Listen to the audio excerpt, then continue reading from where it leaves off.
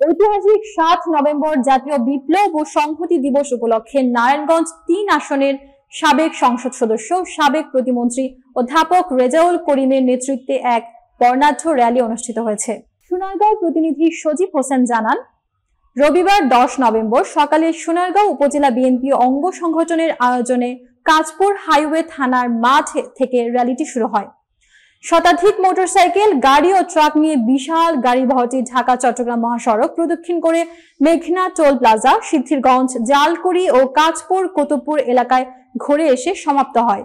র্যালির বিভিন্ন স্থানে বিএনপি ও সহযোগী সংগঠনের নেতা কর্মীরা ফুল ও শুভেচ্ছা বিনিময়ের মাধ্যমে রেজাউল করিমের নেতৃত্বাধীন দলকে স্বাগত জানান। এ সময় সোনারগাঁও উপজেলা বিএনপি, যুবদল, স্বেচ্ছাসেবক দল, ছাত্রদল সহ অঙ্গ ও সহযোগী সংগঠনের বিভিন্ন পর্যায়ের নেতা কর্মীরা উপস্থিত ছিলেন।